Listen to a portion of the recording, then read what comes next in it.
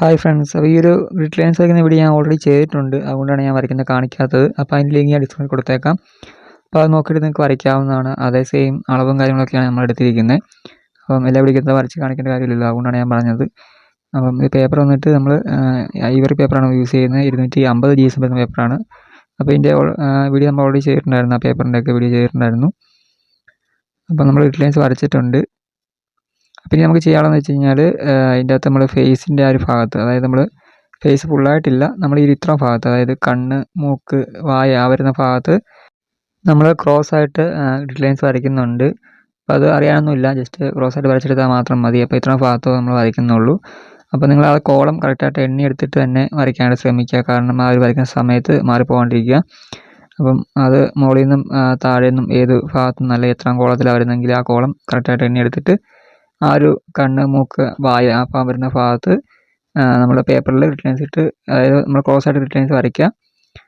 അപ്പം നമുക്ക് കുറച്ചുകൂടി ഈസി ആയിട്ട് ഔട്ട്ലൈൻ ചെയ്യാൻ വേണ്ടിയിട്ടാണ്. അപ്പം നിങ്ങൾക്ക് സാധാരണ രീതി ഗ്രിഡ് ലൈൻസ് വരച്ചിട്ട് ഔട്ട്ലൈൻ ചെയ്യാൻ ബുദ്ധിമുട്ടാണെങ്കിൽ ഈ രീതിയിൽ നിങ്ങൾക്ക് പരീക്ഷിച്ച് നോക്കാവുന്നതാണ്. വളരെ ഈസി ആയിട്ട് ഒരുപാട് തെറ്റി പോകാണ്ടൊക്കെ നമുക്ക് ഔട്ട്ലൈൻ ചെയ്യാനായിട്ട് സാധിക്കും.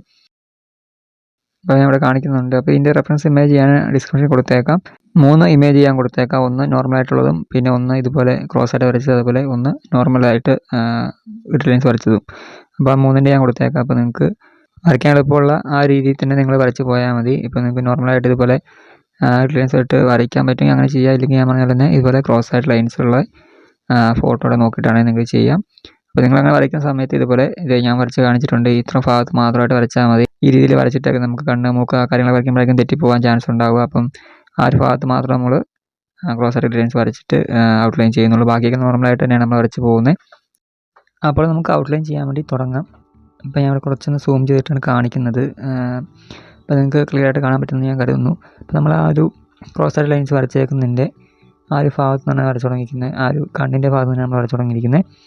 അപ്പം മെയിനായിട്ട് നിങ്ങൾ വരച്ച് തുടങ്ങുന്ന സമയത്ത് ഈ പറഞ്ഞ പോലെ കണ്ണിൻ്റെ ഭാഗത്ത് തന്നെ വരച്ച് തുടങ്ങുക. കാരണം കണ്ണാണ് നമുക്ക് മെയിനായിട്ട് നല്ല രീതിയിൽ വരയ്ക്കേണ്ട ഒരു ഭാഗം എന്ന് വെച്ച് കഴിഞ്ഞാൽ, അതായത് കണ്ണ് വരച്ച് നോക്കിയായി കഴിഞ്ഞാൽ തന്നെ നമുക്ക് മുമ്പോട്ട് വരയ്ക്കാനുള്ള ഒരു ധൈര്യം കിട്ടും. അതുകൊണ്ടാണ് ഞാൻ പറഞ്ഞത്. അപ്പോൾ നിങ്ങൾ കണ്ണ് വരച്ച് നോക്കിയായിട്ട് വരച്ച് തുടങ്ങുന്നതായിരിക്കും കുറച്ചുകൂടെ നല്ലത്. അപ്പോൾ നമ്മൾ ഔട്ട്ലൈൻ ചെയ്യാൻ വേണ്ടി എപ്പോഴും ഒരു ലൈറ്റ് ആയിട്ടുള്ള പെൻസിൽ ഉപയോഗിച്ച് ചെയ്യാനായിട്ട് ശ്രമിക്കുക. അതുപോലെ നിങ്ങൾ ഗ്രിഡ് ലൈൻസ് വരയ്ക്കുന്ന സമയത്തും തീരെ ലൈറ്റായിട്ട് തന്നെ വരയ്ക്കുക. കാരണം ആ വരകളൊക്കെ നമുക്ക് പിന്നീട് മായ്ക്കേണ്ടതായതുകൊണ്ട് ആ രീതിയിലുള്ള പെൻസിൽ ഉപയോഗിച്ചിട്ട് വേണം നിങ്ങൾ വരയ്ക്കാൻ വേണ്ടിയിട്ട്. അപ്പോൾ ഞാൻ ഇതിൽ വരച്ചത് കുറച്ചൊന്ന് തെളിച്ചത്തിലാണ്, കാരണം അതൊക്കെ കാണാൻ വേണ്ടി മാത്രമാണ് അങ്ങനെ വരച്ചിരിക്കുന്നത്. അപ്പോൾ നിങ്ങൾ വരയ്ക്കുന്ന സമയത്ത് ഉറപ്പായിട്ടും ലൈറ്റായിട്ട് വരയ്ക്കാനായിട്ട് ശ്രമിക്കുക. ഔട്ട്ലൈൻ ചെയ്യുന്ന സമയത്താണെങ്കിലും അതെ, നമ്മൾ ഗ്രിഡ് ലൈൻസ് വരയ്ക്കുന്ന സമയത്താണെങ്കിലും ആ രീതിയിൽ ലൈറ്റായിട്ട് വരയ്ക്കാനായിട്ട് ശ്രമിക്കുക.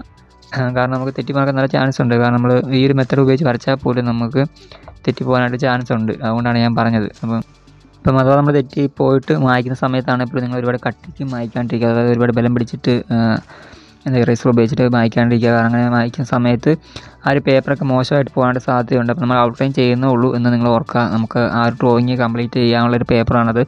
അപ്പം ആ രീതിയിൽ കണ്ടിട്ട് വേണം മായ്ക്കാൻ വേണ്ടിയിട്ട്. അപ്പം മാക്സിമം GS കൂടിയ പേപ്പർ തന്നെ യൂസ് ചെയ്യാനായിട്ട് ശ്രമിക്കുക. പെൻസിൽ ഡ്രോയിങ് ആണെങ്കിലും കളർ പെൻസിൽ ഡ്രോയിങ് ഒക്കെ ചെയ്യുവാണെങ്കിലും നിങ്ങൾ GS കൂടിയ പേപ്പർ തന്നെ യൂസ് ചെയ്യുക. ഇതിപ്പോൾ 250 GS പേപ്പറാണ് ഞാൻ പറഞ്ഞിട്ടുണ്ടായിരുന്നു. അപ്പോൾ 250 വേണമെന്ന് ഞാൻ പറയില്ല, എപ്പോഴും ഒരു 210 200 GS ഒക്കെ ഉള്ള പേപ്പറാണെങ്കിലും കുഴപ്പമൊന്നുമില്ല. പിന്നെ എൻ്റെ ഒരു കാര്യം എടുക്കുകയാണെങ്കിൽ നിങ്ങൾക്ക് ഈ ഒരു ചാനൽ നോക്കിയാൽ മനസ്സിലാവും. ഞാൻ ആദ്യ സമയത്തൊക്കെ വരച്ചുകൊണ്ടിരുന്ന പേപ്പർ എന്ന് വെച്ചാൽ 80 GS 70 GS പേപ്പർ ഒക്കെ ഉള്ള പേപ്പറായിരുന്നു വരച്ചുകൊണ്ടിരുന്നത്. അപ്പം ആ സമയത്ത് എനിക്ക് കിട്ടിയ പേപ്പറിൽ ഞാൻ വരച്ച് പോയി എന്ന് മാത്രമേ ഉള്ളൂ. അപ്പം നിങ്ങൾക്ക് വേണമെങ്കിൽ അങ്ങനെ ചെയ്യാം.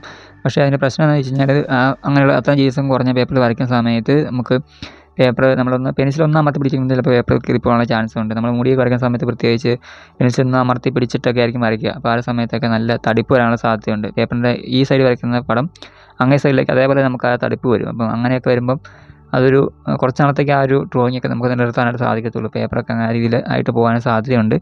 പിന്നെ മെയിനായിട്ട് നമ്മൾ ആ സമയത്ത് വരച്ച് പഠിച്ച് വരുന്നുള്ളതുകൊണ്ട് തന്നെ എനിക്ക് കൂടുതലായിട്ട് പേപ്പറിനെ കുറിച്ചിട്ട് ഒരു ഐഡിയ ഒന്നും ഉണ്ടായിരുന്നില്ല. അല്ലെങ്കിൽ നല്ല പെൻസിൽ ഏതാണെന്നോ അല്ലെങ്കിൽ കട്ടി കൂടിയ പേപ്പറിൽ വരയ്ക്കണമെന്നോ അങ്ങനെ ഒരു ഐഡിയ നമുക്ക് ആ സമയത്ത് തോന്നിയിട്ടില്ല. നമ്മൾ കിട്ടിയ പേപ്പറിൽ അങ്ങ് വരച്ച് പോയി എന്ന് മാത്രമേ ഉള്ളൂ. പക്ഷേ ഇപ്പോൾ എനിക്കറിയാം അതിനെക്കുറിച്ച്. അതുകൊണ്ടാണ് ഞാൻ നിങ്ങളോട് ഷെയർ ചെയ്തത്. പിന്നെ ചിലരൊക്കെ കമൻറ്റ് ചെയ്യാറുണ്ട്, ഓരോ ഡൗട്ട് ചോദിക്കാറുണ്ട് കമൻറ്റായിട്ട്. അപ്പം അതിനൊക്കെ ഞാൻ മറുപടി ഞാൻ അന്ന് തന്നെ കൊടുത്തു പോകാറുണ്ട്. എന്നാൽ പോലും അത് ചില വീഡിയോയിൽ ഞാൻ ആ കമൻറ്റൊക്കെ ഉൾപ്പെടുത്താറുണ്ട്. കാരണം അവർക്ക് തോന്നിയ ആ സംശയം ചിലപ്പോൾ നിങ്ങൾക്കും തോന്നാൻ ചാൻസ് ഉണ്ട്. അപ്പം അങ്ങനെയുള്ള കാര്യങ്ങളൊക്കെ നമ്മൾ ഒരു വീഡിയോയിൽ പറഞ്ഞു പോവുകയാണെങ്കിൽ ആ വീഡിയോ കാണുന്ന എല്ലാവർക്കും തന്നെ യൂസ് ആകുമല്ലോ. അപ്പോൾ അതുകൊണ്ടാണ് ഞാൻ വീഡിയോയിൽ ആ കമൻറ്റൊക്കെ ഉൾപ്പെടുത്തുന്നത്. അപ്പം കഴിഞ്ഞ ദിവസമുള്ള ചോദിച്ചൊരു കാര്യം എന്ന് വെച്ച് കഴിഞ്ഞാൽ പറഞ്ഞൊരു കാര്യം എന്ന് വെച്ച് കഴിഞ്ഞാൽ അവർ വീഡിയോ ഒക്കെ നോക്കി വരയ്ക്കാനായിട്ട് സാധിക്കുന്നുണ്ട്. അതായത് വീഡിയോ ഇടുന്ന വീഡിയോസൊക്കെ അവർക്ക് നോക്കി വരയ്ക്കാനായിട്ട് സാധിക്കുന്നുണ്ട്. അതുപോലെ തന്നെ പക്ഷേ ഒരു ഫോട്ടോ കിട്ടിക്കഴിഞ്ഞാൽ അത് നോക്കി വരയ്ക്കാനായിട്ട് സാധിക്കുന്നില്ല എന്നാണ് പറഞ്ഞിട്ടുണ്ടായിരുന്നത്.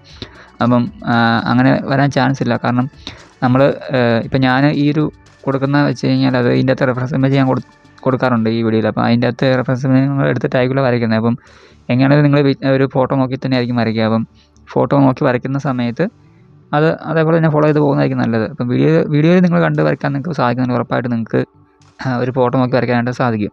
അപ്പോൾ നിങ്ങൾ അങ്ങനെ ചിന്തിക്കുക. അപ്പം എപ്പോഴും ഫോട്ടോ നോക്കി തന്നെ വരയ്ക്കുക, അതാണ് നല്ലത്. അപ്പോൾ നിങ്ങൾ ക്രിയേറ്റീവായിട്ട് വരച്ച് പഠിക്കുന്നതൊക്കെ നല്ലത്. അല്ലെങ്കിൽ നിങ്ങളുടെ മനസ്സിലുള്ളത് ചിത്രങ്ങളെടുത്ത് വരയ്ക്കുന്നതൊക്കെ നല്ലത്. നിങ്ങൾ എപ്പോഴും ഒരു ഫോട്ടോയെ ബേസ് ചെയ്ത് ഒരു റെഫറൻസ് ഇമേജിനെ ബേസ് ചെയ്തിട്ട് വരയ്ക്കുന്നത് തന്നെയാണ് നല്ലത്. കാരണം നമുക്ക് തെറ്റിപ്പോയി കഴിഞ്ഞാലും തെറ്റ് വന്നാലും നമുക്കത് മനസ്സിലാക്കാനായിട്ട് സാധിക്കും. ആ ഒരു ഫോട്ടോ നോക്കി കഴിഞ്ഞാൽ നമുക്ക് എവിടെയാണ് തെറ്റിപ്പോയത് എന്നുള്ള കാര്യം നമുക്ക് മനസ്സിലാക്കാനായിട്ട് സാധിക്കും. അപ്പം ആ രീതിയിൽ നിങ്ങൾ ഫോട്ടോ നോക്കി തന്നെ എപ്പോഴും വരച്ച് പഠിക്കുന്നതാണ് നല്ലത്.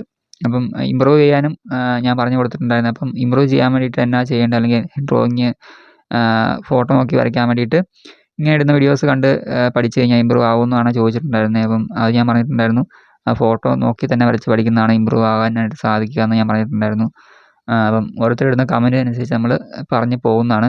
അപ്പോൾ ഈ ഒരു പാർട്ടിൽ നമ്മൾ ഔട്ട്ലൈൻ മാത്രമേ ചെയ്യുന്നുള്ളൂ. അപ്പോൾ നിങ്ങൾ വീഡിയോ ഇഷ്ടമായി തീർച്ചയായും ലൈക്ക് ചെയ്യുക കേട്ടോ. പിന്നെ ഡ്രോയിങ് പഠിക്കാൻ ഇൻട്രസ്റ്റ് ഉള്ള നിങ്ങൾ ഈ ചാനൽ സബ്സ്ക്രൈബ് ചെയ്തിട്ട് സബ്സ്ക്രൈബ് ചെയ്യുക. നിങ്ങൾക്ക് ഉപകാരപ്പെടുന്ന ഒരുപാട് ഡ്രോയിങ് വീഡിയോസ് ഈ ചാനൽ വഴി അപ്ലോഡ് ചെയ്യുന്നുണ്ട്.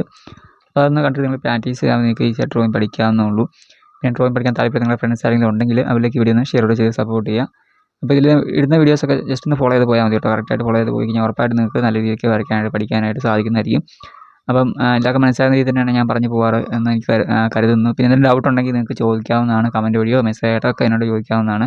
അപ്പോൾ നമ്മൾ ക്രോസ് ആയിട്ട് വരച്ച ലൈൻസ് വരച്ച അത്രയും ഭാഗത്ത് നമ്മൾ ഔട്ട്ലൈൻ ചെയ്ത് കഴിഞ്ഞിട്ടുണ്ടെങ്കിൽ നമുക്ക് സാധാരണ പോലെയുള്ള ഗ്രിഡ് ലൈൻസ് ഇട്ട് ആ ഒരു ഫോട്ടോ നോക്കിയിട്ട് വരച്ച് പോയാൽ മതി ബാക്കിയുള്ള ഭാഗങ്ങളൊക്കെ. അപ്പോൾ അത് നിങ്ങൾക്ക് ഈസിയായിട്ട് ചെയ്യാവുന്നതാണ്. അപ്പോൾ നമുക്ക് മെയിനായിട്ട് ബുദ്ധിമുട്ടുള്ള ഭാഗങ്ങളൊക്കെ നമ്മൾ വരച്ച് കഴിഞ്ഞിട്ടുണ്ട്. അപ്പോൾ അത് കഴിയുമ്പോഴത്തേക്കും നമുക്ക് ഈ ഒരു പാർട്ട് കംപ്ലീറ്റ് ചെയ്യാം.